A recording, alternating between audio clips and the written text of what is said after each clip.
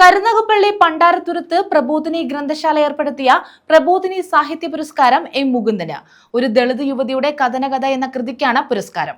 28-ന് award സമ്മാനിക്കുമെന്ന് ഭാരവാഹികൾ അറിയിച്ചു.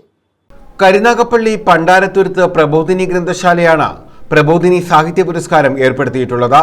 M മുകുന്ദന്റെ ഒരു ദളിത് യുവതിയുടെ കഥനകഥ എന്ന കൃതിക്കാണ് പുരസ്കാരം.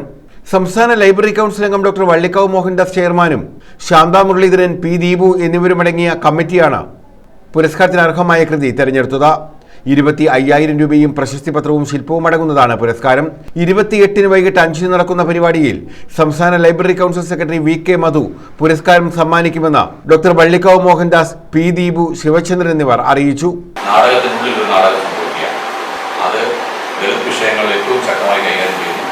ആധുനിക കാലത്തെ മുതലാളിത്തത്തിൻ്റെയും കച്ചവട താല്പര്യങ്ങളുടെയും ഇടപെടൽ എങ്ങനെയാണ് കലയെ സ്വാധീനിക്കുന്നതെന്നും കലയെ വിപണനം ചെയ്യുന്നതെന്നും ഈ നോവൽ വ്യക്തമാക്കുന്നുണ്ട്.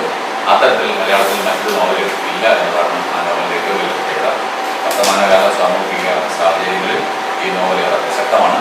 പുരോഗമന താല്പര്യമുള്ള ദളിത് വിഷയങ്ങൾ ഏറ്റവും ശക്തമായി കൈകാര്യം ചെയ്യുന്ന ഒരു കൃതി എന്ന തലത്തിൽ സ്ത്രീ വിമോചനത്തിൻ്റെതായ വലിയ കാഹളം നടക്കുന്ന കൃതി എന്ന തലത്തിൽ ആ പുസ്തകത്തിന് വലിയ പ്രസക്തിയുണ്ട്. പ്രബോധിനി സാഹിത്യ പുരസ്കാരം വളരെ അഭിമാനപൂർവ്വം ശ്രീമൂർത്തിന് നൽകാനാണ് തീരുമാനിച്ചിട്ടുള്ളത്. ഗ്രന്ഥശാലയിലെ വനിതാ പ്രവർത്തകർ എഴുതിയ കവിതകൾ സമാഹരിച്ച് തയ്യാറാക്കിയ അവൾ പൂക്കുന്ന ഇടം എന്ന പുസ്തകത്തിന്റെ പ്രകാശനം ചടങ്ങിൽ എം മുകുന്ദൻ നിർവഹിക്കും. അതിലെ ഒരു പ്രധാനപ്പെട്ട കാര്യം കൂടെ ചേർത്തിട്ടുണ്ട്.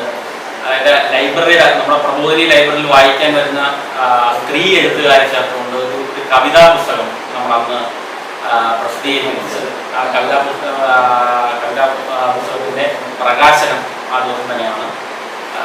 ശ്രീ എം മുകുന്ദനാണ് ആ പുസ്തകം പ്രകാശനം ചെയ്തത്. അങ്ങനെ ഒരു കാര്യമുണ്ട്. പക്ഷേ ലൈബ്രറിയിലെ വനിതാ എഴുത്തുകാരെ മാത്രം വെച്ചുകൊണ്ടുള്ള പക്ഷേ ആദ്യത്തെ സംരംഭമായിരിക്കാം. കൂട്ടം നാട്ടിൻപുറത്തുള്ള പുതിയ ഇതുവരെയും ഒരിടത്തും ഒരു കവിത പോലും എഴുതിയിട്ടില്ലാത്ത, ഒരു കവിത പോലും പ്രസിദ്ധീകരിച്ചിട്ടില്ലാത്ത 22ഓളം വനിതകളുടെ കവിതകളാണ് പുസ്തകത്തിലുള്ളത്. News bureau, Karunagappally.